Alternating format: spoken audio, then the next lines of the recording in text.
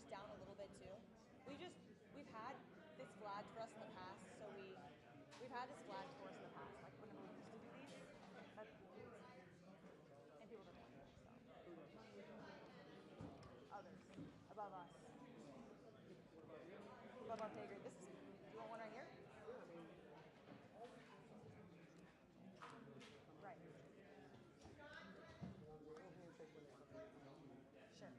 But at the end. Put them in the tree seat or So back there low. on REUTERS. We put them right there in the middle, right there, they wouldn't be seen at all. Like right here?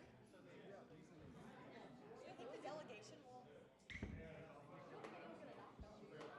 You don't think that like the delegation will knock them? They do that. Yeah, do that. Alright. Okay.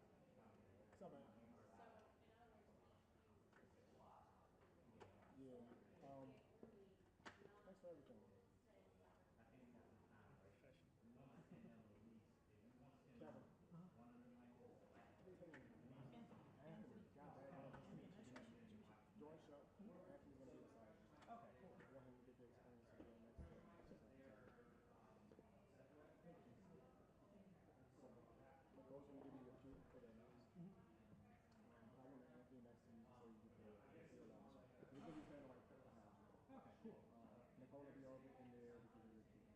All right, cool.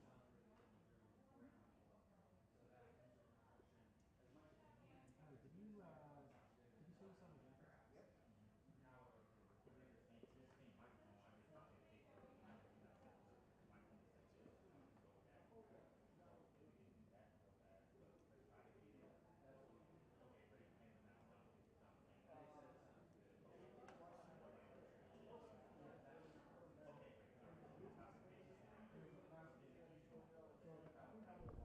This one's not yours in the back, that's the blue one.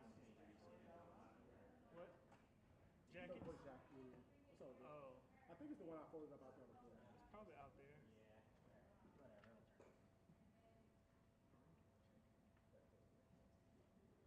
How's everybody feel? Good?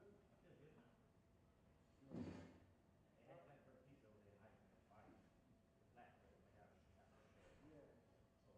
And the cafeteria? You like it? I've had it. The pizza's nice. All right. No, the floor will be right now. All right, so the floor might floor out. YouTube's. Roll with me. So Please. before you take them, Uh-huh. number one is the red one. Okay. Everything else is numbered. Okay. They're locked to have the power on already. So, do you have a specific side that you want 1 and 2 and 3 and 4 to be on? They're gonna mix them up anyway. They're gonna mix them up anyway. Yeah. So I'm just gonna turn them off on the board per Yep. And as you see 'em- thing, and when they say questions, I'm gonna turn them back on the board. Yep. All the mics will be hot. Yep. That's fine. Yeah, that works. Okay. And then you'll turn off the ones that's not being used at that time.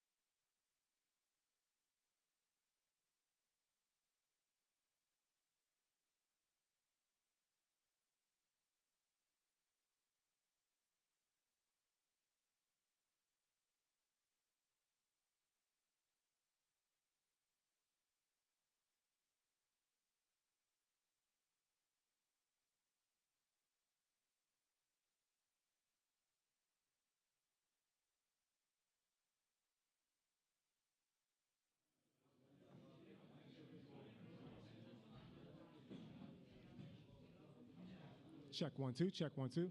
Yeah, you can give me more in the room. Check 1 2. Hey hey.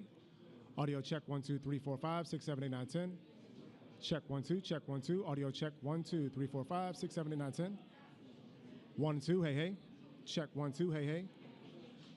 Last audio check for press. Check 1 2 3 4 5 6 7 8 9 10. Check 1 2. Hey hey. Check 1 2. Hey hey. 1 2 3 4. Have you given me more? Check 1 2 3 4 5 6 7 8 9 10. Yeah, please. Check 1 2. Hey hey. Check 1 2. Hey hey. Check 1 2 3 4 5 6 7 8 9 10. Let me know when you give me pull back some. You got a low tone, right? So wherever you're at right now, that's all you got. Check 1 2. Check 1 2. Check 1 2 3 4 5 6 7 8 9 10. Audio check. Does anyone else in the room needs audio checks? Anyone else? You guys are good on audio? All right.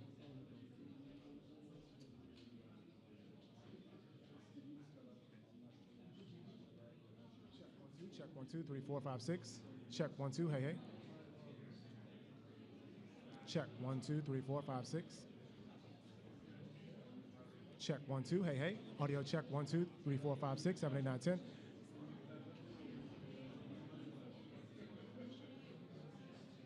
Audio check 1 2 3 4 5 6. Audio check 1 2 3 4 5 6. Audio check 1 2 3 4 5 6. Audio check 1 2 1 2 1 2. Hey hey. Audio check 1 2 1 2. All right. Check 1 2.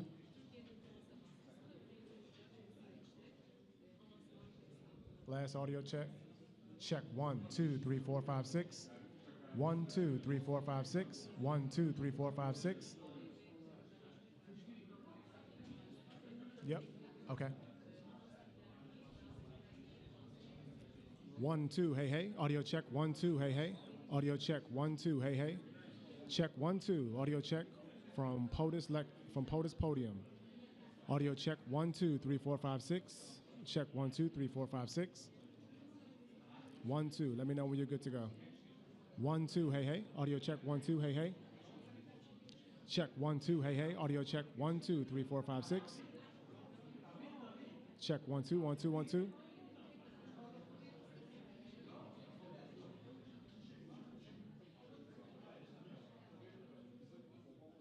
Okay.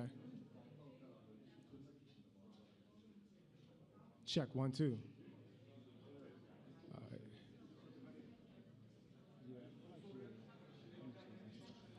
Check 1 2. Hey hey. Audio check 1 2 3 4 5 6 7 8 9 10. Check 1 2. Check 1 2 1 2. Hey hey hey hey. Yeah, that sounds good.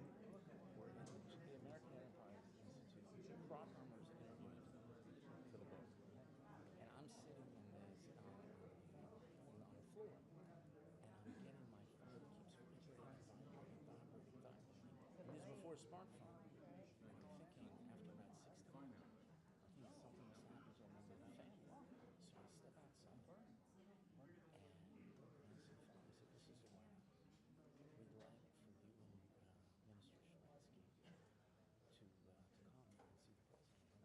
And my immediate response on Thursday, Wait, what day of the week was it? Tuesday, they called. And they said Thursday, the next 2 days later, they want you to be there Tuesday. It was like the next day or the day after that. We'd like you, the president would like to meet you and Milton Sharansky at 11 o'clock on Thursday. I said, my immediate response is almost joke. I said, no, I can't do it. We have the Pope and one, we're not going to be able to work it, right? And then they said, no, this is really the White House. It was 2 o'clock, so 2 o'clock the president. I said, we got the Pope at 3, we can't work it. And they say it again. I said, well, we got the Dalai Lama at 1.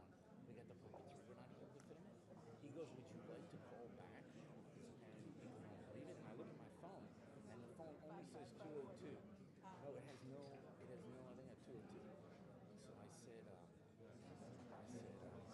I understood, I got it, and then we were in the Oval Office 2 days later. It was supposed to be a half hour. It went on for like an hour and 10 minutes. And because Nathan is so humble, he didn't tell anybody about it. Basically, it affected the whole policy administration. The problem that they had is they allowed for the elections to happen with Hamas, which is so stupid. And Nathan went to see all the victims. And says, you know you're going to be destroying the idea of freedom without it ever being changed. Because you're rushing to have an election. You said that. Anyway. Well, it's because they simplified the whole concept of democracy. Purple fingers, yeah, exactly.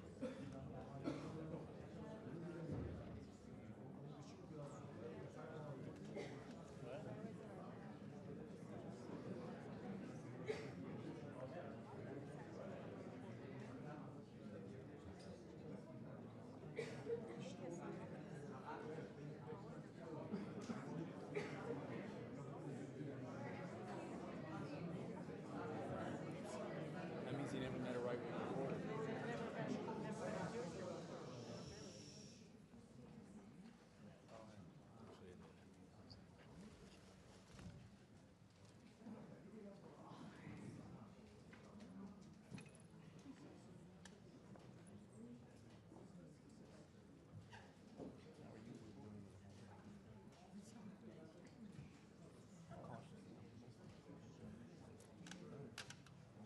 We heard what I said yesterday.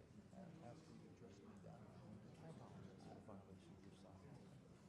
No, I said I humbled myself and groveled before you seem to have gotten over it. But I really don't think there's any possibility right now. 2.5 years left. It's not that there's 3 months left in the administration. There's no way. And I think you personally took the limit. Best. Feel possibly yet under the circumstances. Cautiously optimistic. The issue is going to be selling it this year. That was my, that was the issue. How to address it.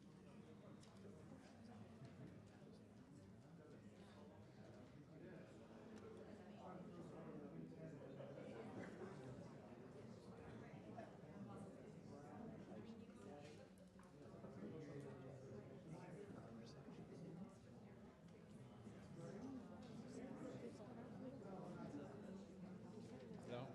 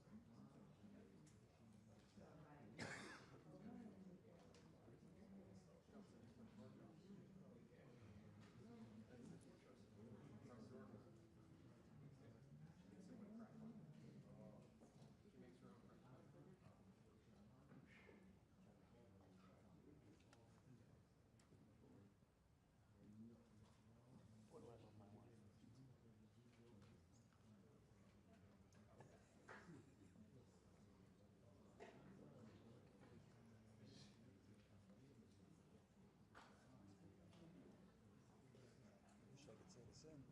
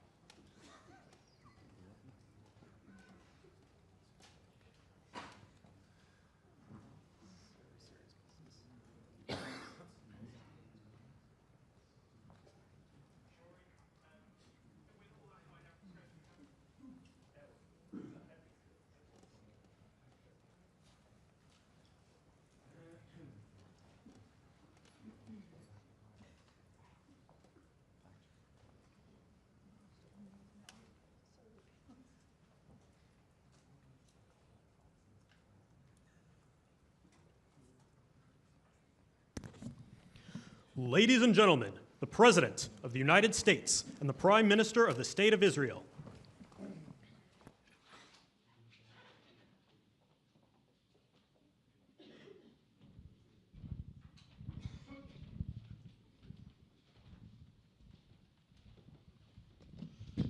Thank you very much, everybody. So this is a big, big day, a beautiful day, potentially one of the great days ever in civilization. Things that have been going on for hundreds of years and thousands of years. We're going to, at least we're at a minimum very, very close, and I think we're beyond very close. And I want to thank Bibi for really getting in there and doing a job. We've worked well together, as we have with many other countries, both of us, with many other countries, which is the only way this whole situation gets solved. And I'm not just talking about Gaza. Gaza is one thing, but we're talking about much beyond Gaza. The whole deal, everything getting solved. It's called peace in the Middle East. So today is a historic day for peace, and Prime Minister Netanyahu and I have just concluded an important meeting on many vital issues, including Iran, trade, the expansion of the Abraham Accords, and most importantly, we discussed how to end the war in Gaza, but it's just a part of the bigger picture, which is peace in the Middle East, and let's call it eternal peace in the Middle East. So this is far more than anybody expected, but the level of support that I've had from the nations in the Middle East and surrounding Israel and neighbors of Israel has been incredible, incredible. Every single one of them. This afternoon, after extensive consultation with our friends and partners throughout the region, I'm formally releasing our principles for peace, which people have really liked, I must say. And these are done, not just routinely done, these are done with total consideration and working with the nations that we're talking about. All of these nations have made contributions to those suggestions. I want to thank the leaders of many Arab and Muslim nations for their tremendous support in developing the proposal, along with many of our allies in Europe. Europe has been very much involved, and as I was called by many of the European leaders, most of them saying, is this true? Are you really doing peace in the Middle East? This is the most incredible thing we've heard. Some think it's the biggest thing they've ever heard. They called just to find out, was it just a rumor or is it actually done? And then they said, have you spoken to the Arab leaders? Have you spoken to all of the other leaders that we have to get? A lot of people involved in this one. I also want to thank Prime Minister Netanyahu for agreeing to the plan and for trusting that if we work together, we can bring an end to the death and destruction that we've seen for so many years, decades, even centuries, and begin a new chapter of security, peace, and prosperity for the entire region. And I want to just say that my meetings and dialogue that we had with so many countries, Saudi Arabia as an example, the king is a phenomenal person. The Emir of Qatar, he's incredible people. UAE, and that's MBZ and ABZ. We're totally involved. These are the people that we've been dealing with and who've been actually very much involved in this negotiation, giving us ideas, things they can live with, things they can't live with. Pretty complex. I mean, after 2,000, 3,000 years, whatever it is, I guess it's got to be a little complex, or it would have been done a long time ago. The King of Jordan was with us, as you know, in the United Nations. The President of Turkey, President Erdogan, is a friend of mine, a strong man, but a good man. President of Indonesia, somebody who's an amazing leader, Prabowo. He is an amazing leader and respected by everybody. He was in the room with us. We were together with most of these people that I'm mentioning. Others were by phone or the next day. The Prime Minister and the Field Marshal of Pakistan, they were with us right from the beginning. Incredible. In fact, they just put out a statement that they fully believe in this pact. It just came out just as I was walking around. They said, sir, you have a big notice from the Prime Minister of Pakistan and from the Field Marshal that they back this 100%.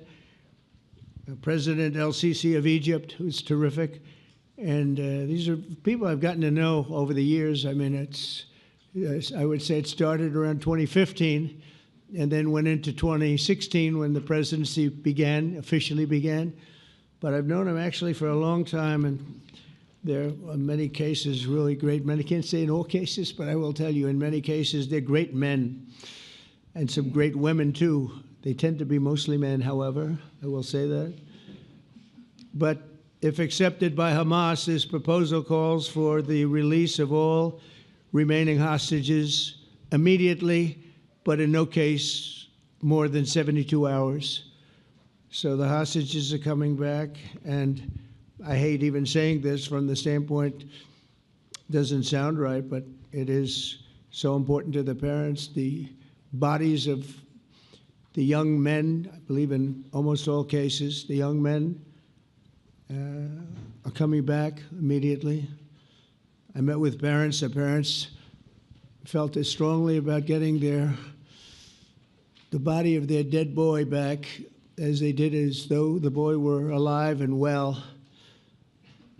It's so important to them. And it means the immediate end to the war itself, not just Gaza. It's the war itself.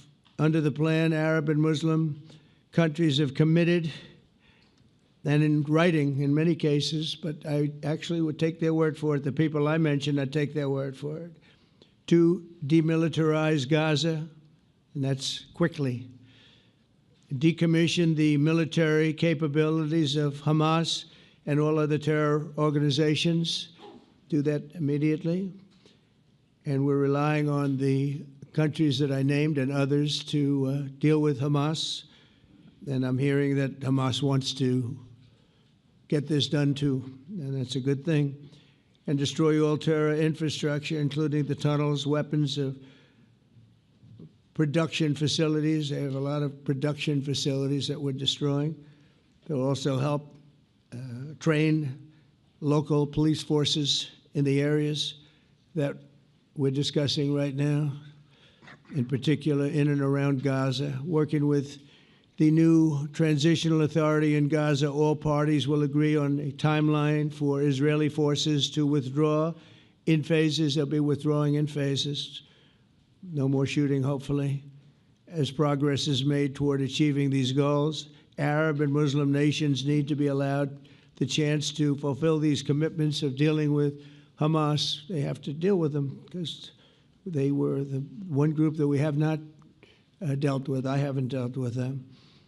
But the Arab countries are going to, and Muslim countries are going to be dealing with Hamas, and I believe they've already been there. I think they probably have an understanding, and they haven't maybe mentioned that, but I would imagine they do. Otherwise, they wouldn't have gone as far as they've gone. If they're unable to do so, then Israel would have the absolute right and actually our full backing, the U.S. full backing. Marco's here, and a lot of our leaders are here, our great Vice President, Susie Wiles, Steve Witkoff, Jared Kushner. They've been so involved in this process. I don't think anybody else could have done it or even come close. But it's we're right there. We're right there. First time in thousands of years, I think you can probably say, if you really look into it, if you study back, if you're a scholar, you would say thousands of years. Israel would have my full backing to finish the job of destroying the threat of Hamas. But I hope that we're going to have a deal for peace. And if Hamas rejects the deal, which is always possible, they're the only one left. Everyone else has accepted it. But I have a feeling that we're going to have a positive answer. But if not, as you know, Bibi, you'd have our full backing to do what you would have to do. Everyone understands that the ultimate result must be the elimination of any danger posed in the region, and the danger is caused by Hamas. The tyranny of terror has to end, and this is, again, something that we're looking for. This is eternity. This is for forever. To ensure the success of this effort, my plan calls for the creation of a new international oversight body, the Board of Peace, we call it, the Board of Peace, sort of a beautiful name, the Board of Peace, which will be headed, not at my request, believe me, I'm very busy, but we have to make sure this works. The leaders of the Arab world and Israel and everybody involved asked me to do this, so it would be headed by a gentleman known as President Donald J. Trump of the United States. That's what I want, is some extra work to do, but it's so important that I'm willing to do it, and we'll do it right, and we're going to put leaders from other countries on, and leaders that are very distinguished leaders, and we'll have a board, and one of the people that wants to be on the board is the UK former Prime Minister, Tony Blair, good man, very good man, and some others, and they'll be named over the next few days, and it'll be quite the board. Working, everybody wants to be on it now. I don't know if that had anything to do. They named me and everybody else wanted to be on it. I guess they figure, well, he's a soft touch. He'll be easy to deal with. Working with the World Bank and others, it will be responsible for recruiting and training a new government that will be made up of Palestinians along with highly qualified experts from all around the world. Hamas and other terrorist factions will play no role in the board, but they'll play no role in the governance of Gaza at all, directly or indirectly. As you know, thousands of Hamas leaders have been killed and soldiers have been killed.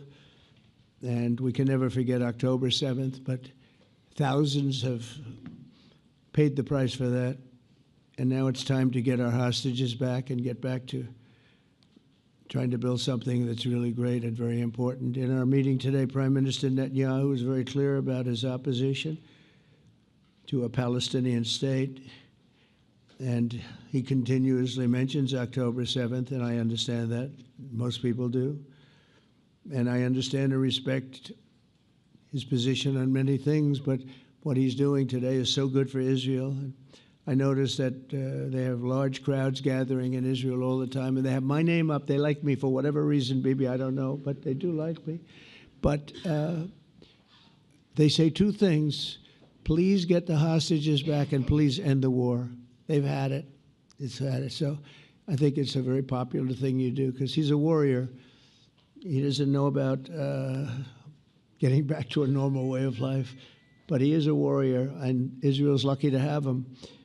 But now the people want to get back to peace. They want to get back to normalization in a true sense. Several countries have foolishly recognized the Palestinian state. As you know, some of our European friends, allies, good people, but they're really, I think, doing that because they're very tired of what's going on for so many decades. They've been presidents and prime ministers for years, and during this time, having to do with the Middle East, all they're doing is talking about the same thing over and over. They want to see it get back.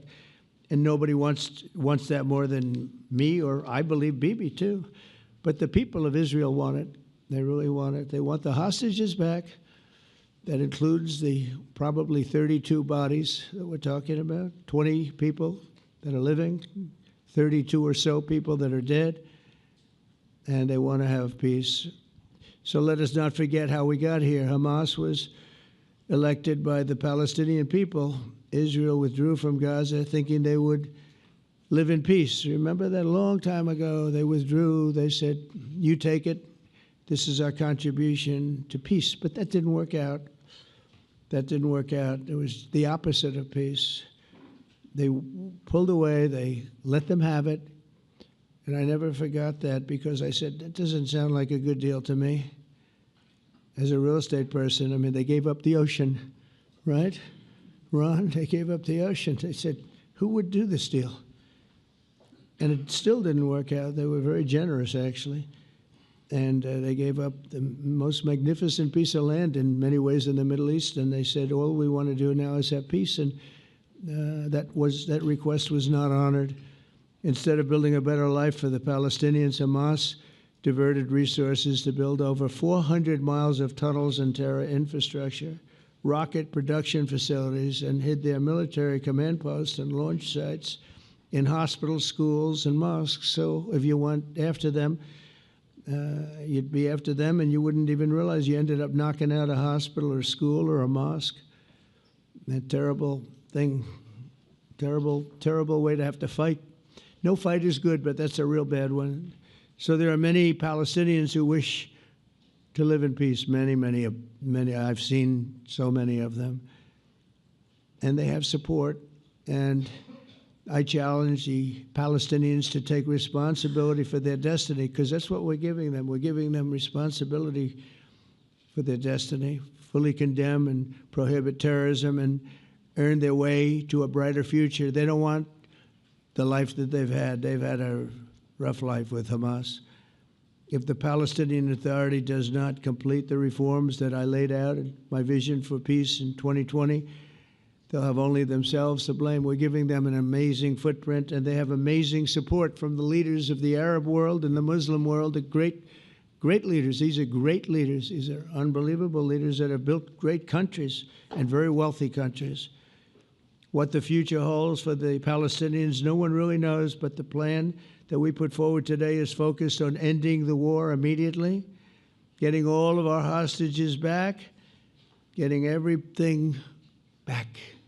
Hard to believe when you even say it, and creating conditions for durable Israeli security and Palestinian success. Israeli security is going to be involved. We're going to help you. We'll be there with you in terms of helping with security. We want to make sure it works. We just want to make sure it works. There shouldn't be a shot fired. Now, there will be, I guess, because that's the way it seems to be, but there shouldn't have to be within a few days. There shouldn't have to be a shot fired. Maybe for eternity. Wouldn't that be nice? I hope it's true. I can tell you the leadership of that region feels that there's a good chance of it being true.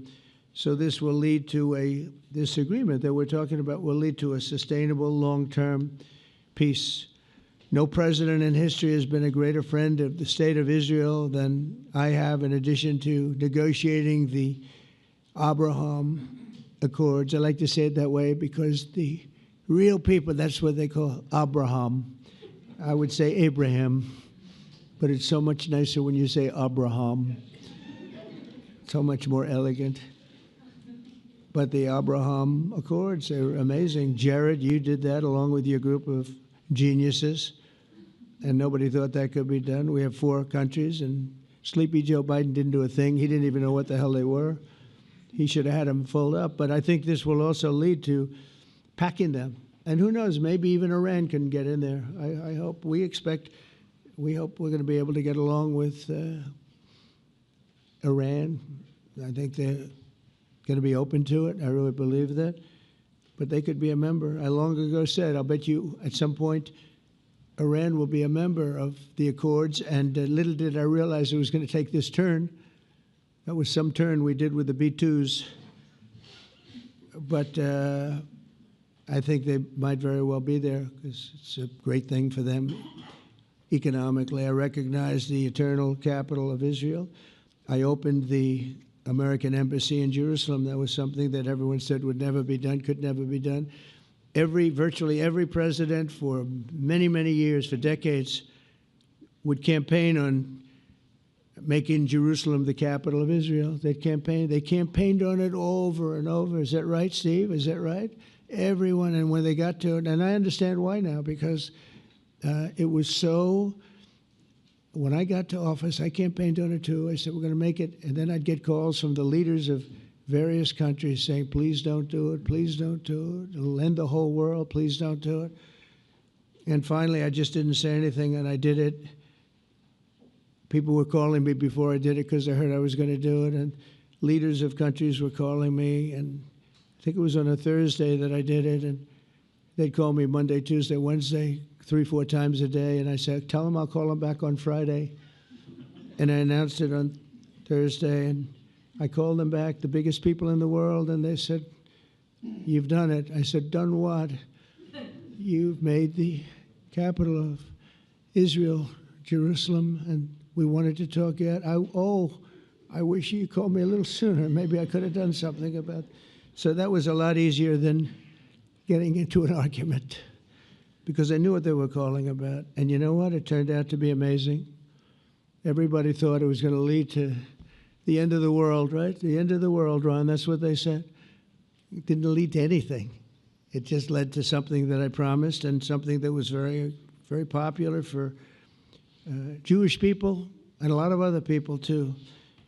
I recognize Israeli sovereignty over the Golan Heights, and I cut taxpayer funding to the corrupt United Nations Relief and Works Agency. And United Nations was interesting because, as you know, a few days ago they introduced me. Ladies and gentlemen, the President of the United States. I'm looking at my teleprompter, and the thing was dead, stone cold, dead.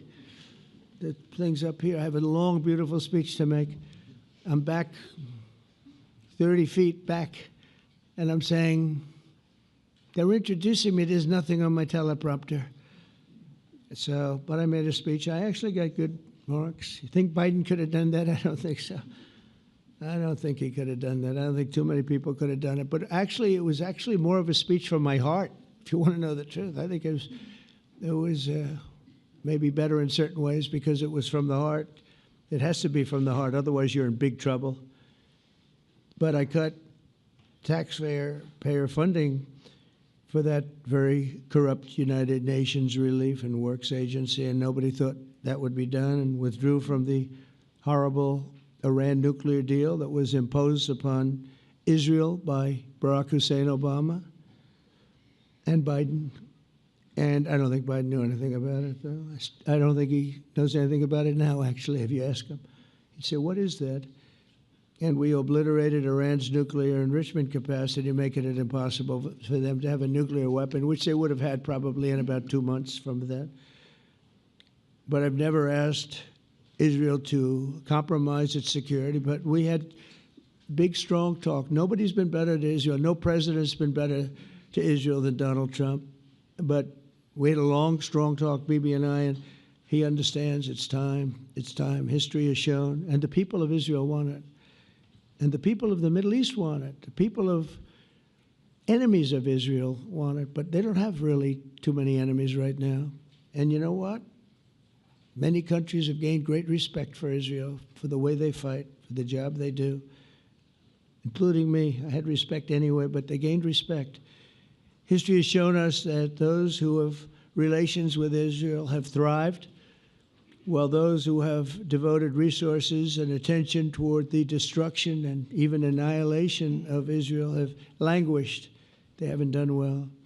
Israel is not going anywhere. They're going to coexist with other people and countries in the region, from Syria to Lebanon to Saudi Arabia.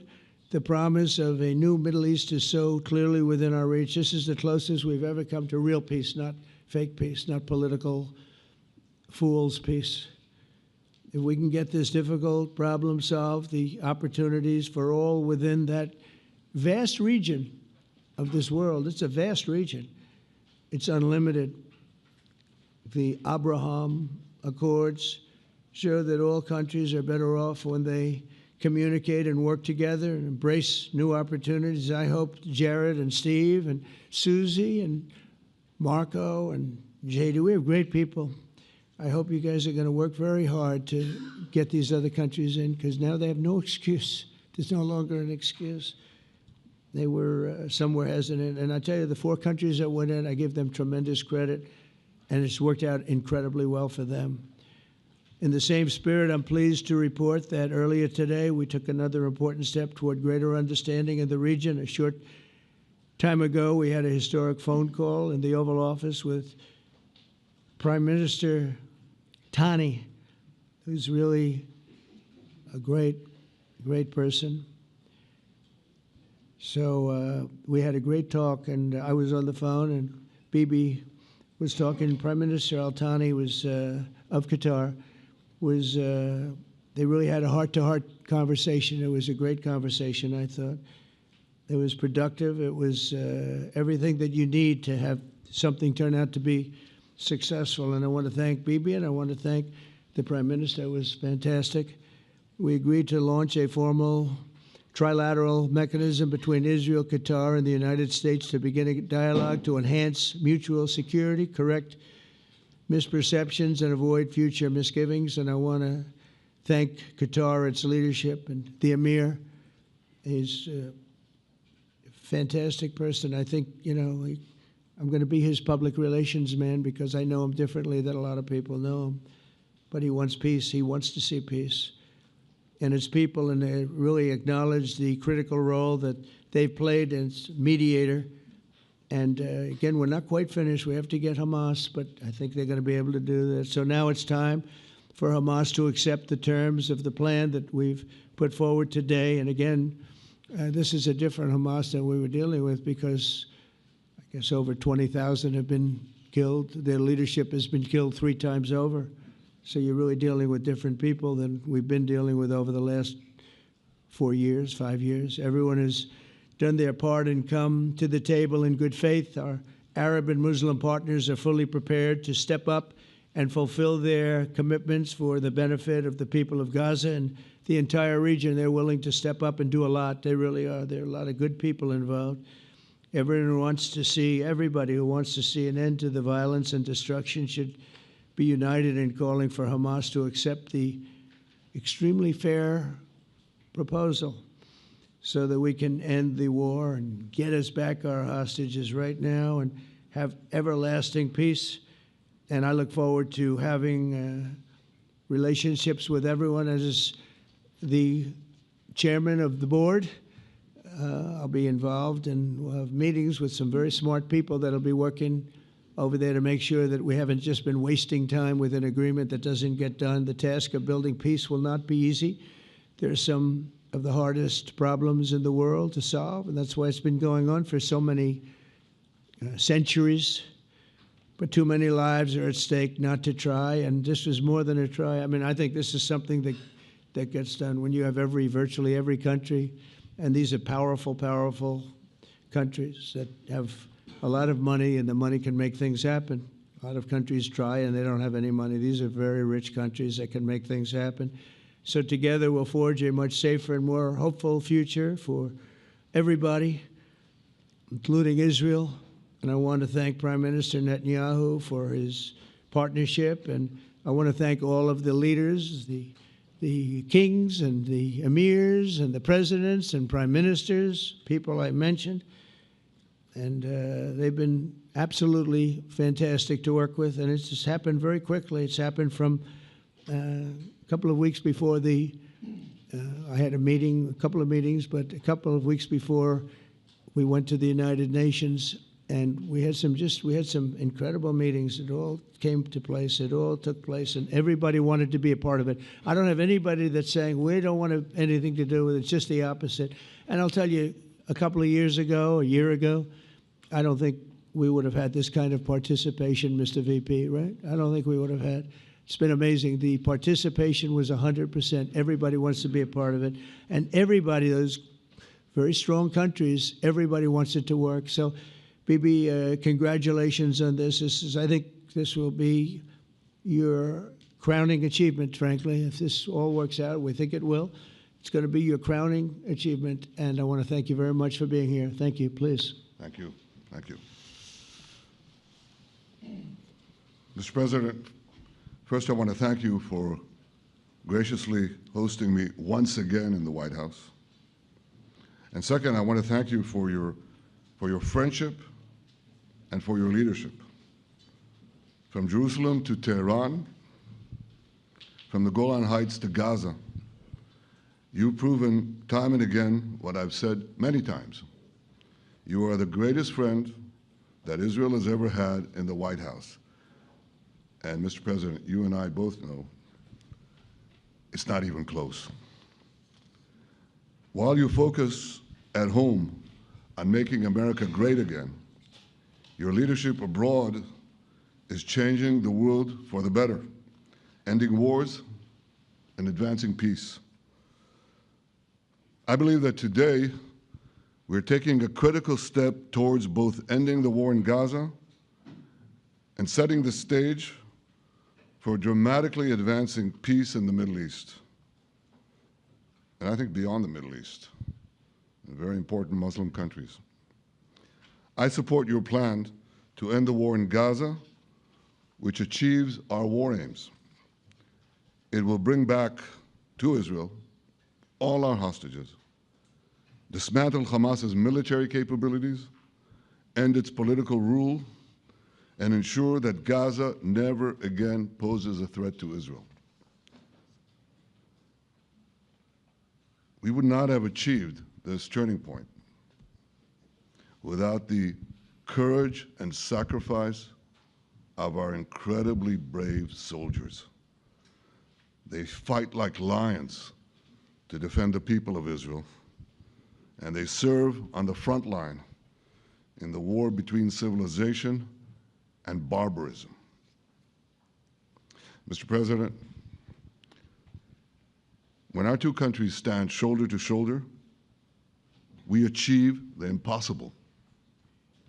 Just a few months ago, in Operation Rising Lion and Operation Midnight Hammer, we struck a decisive blow against Iran's nuclear and ballistic missile program. Your bold decision to send those B-2s made the region safer and the world safer. Now, under your leadership, we're taking the next step to win the war and expand the peace.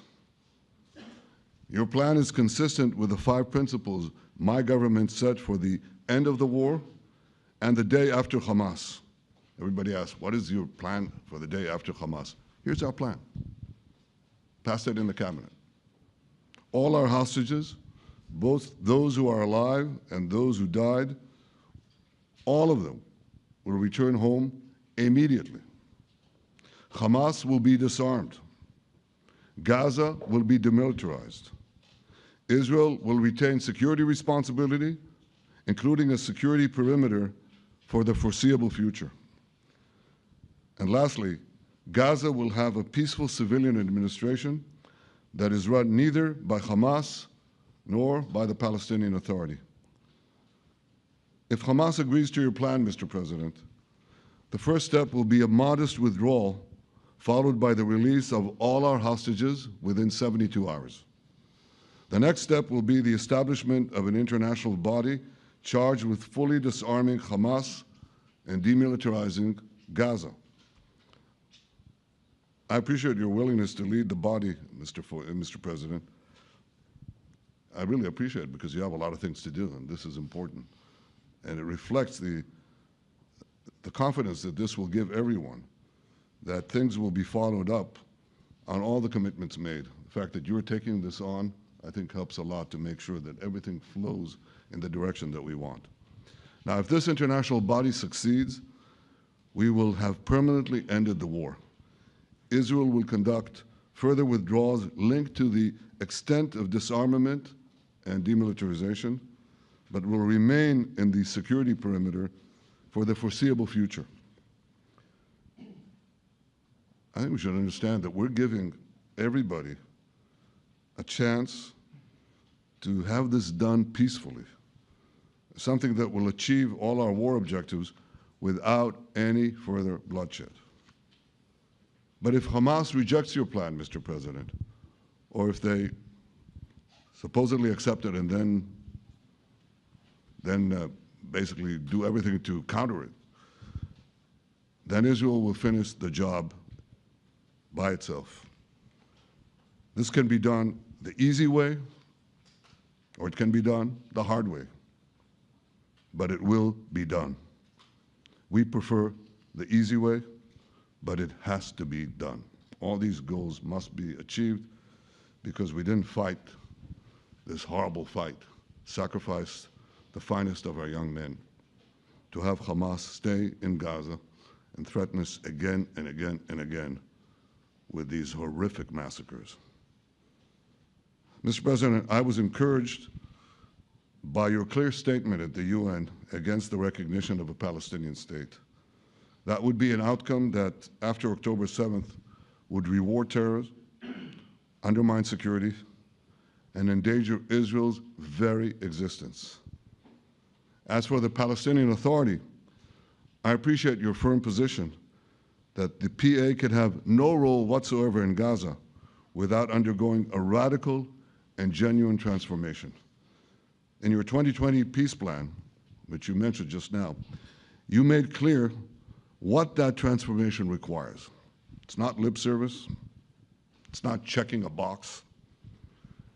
It's a fundamental, genuine, and enduring transformation. And that means ending pay to slay, changing the poisonous textbooks that teach hatred to Jews, to Palestinian children, stopping incitement in the media, ending lawfare against Israel at the ICC, the ICJ, recognizing the Jewish state, and many, many other reforms. It won't come as a surprise to you that the vast majority of Israelis have no faith that the PA Leopard will change its spots. But rather than wait for this miraculous transformation, your plan provides a practical and realistic path forward for Gaza in the coming years, in which Gaza will be administered neither by Hamas nor the Palestinian Authority, but by those committed to a genuine peace with Israel. I think this can be not only a new beginning for Gaza, I think it can be a new beginning for the entire region. Under your leadership, we can re-energize, well, I've got to contribute my own, we can re-energize the Abraham Accords. That's what it's called in the original Hebrew, Abraham. Abraham is fine, Abraham, however you want to call it. Under your leadership, Mr. President, we can re-energize the Abraham Accords that we forged 5 years ago. We can expand them to many more Arab and Muslim nations that choose moderation over extremism. I think there's an opportunity here. It's not going to be easy, it's tough going, but I think if we succeed, you're absolutely right. We're going to open possibilities that nobody even dreamed of. But I think we dream of them. As you've told me, Mr. President, and you've told the world many, many times, you said, remember October 7th. Remember October 7th. And we do. We will never forget the horrors of October 7th, and we will do whatever is necessary to make sure they don't happen again. Since October 7th, Israel's enemies have learned a hard truth. Those who attack us pay a heavy price, but those who partner with us advance progress and security for their peoples. President Trump just said it. It's also in the Bible. It says, those who will bless you will be blessed, and those who will curse you will be cursed. And that's actually what is happening. We want the blessings. I think we've done a lot in the past 2 years to end the curse. We're not finished, but we've done a lot. And we've done a lot together to end the curse. I want to thank your entire team for their efforts to get to this point. I especially want to thank Steve Witkoff and Jared Kushner for their indefatigable work to bring Israel and Arab states in the region closer together. I am deeply grateful to both of them for their work. We had a phone call today just to make it clear. I said to the Prime Minister of Qatar, Israel was targeting terrorists, wasn't targeting Qatar. And of course, we regretted the loss of the Qatari citizen, wasn't our target. And I very much appreciate President Trump's proposal to have a trilateral body, the United States, Israel, and Qatar, to work out respective grievances. There are quite a few. But if we could try to mitigate them or put it on a different footing, I think that'll be good for everyone. Above all the people, the fine team, the many helpers who've done this, I want to thank you, Mr. President. History has already shown that under your leadership, Israel and America can change the face of the Middle East. And today I'm hopeful that your plan to end the war in Gaza will do so again and do so soon. It will free our hostages end Hamas's tyranny in Gaza, and enable a more secure and prosperous future for the peoples of our region. Thank you, Mr. President. May God bless America. May God bless Israel. May God bless the indispensable alliance between our countries. And may I add in Hebrew, G'mal Chatima Tova, may we all be inscribed in the book of life. Thank you. Thank you very much, Bibi. So I think while we wait for these documents to be signed and get everybody in line, I think it maybe is not really appropriate to take questions. I'm meeting with, as you know, a couple of Democrats in a little while about the country, about keeping our country open. They're going to have to do some things because their ideas are not very good ones. They're very bad for our country. So we'll see how that works out.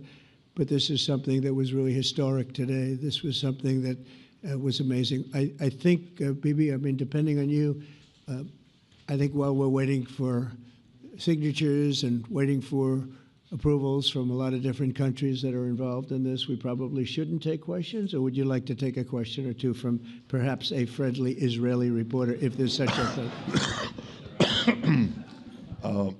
That's a very, very tough proposition. But I would think, Mr. President, that I would go by your instinct that this is, we'll have enough time for questions. Let's settle the issue first, I think. No. Thank you very much, everybody. Thank you.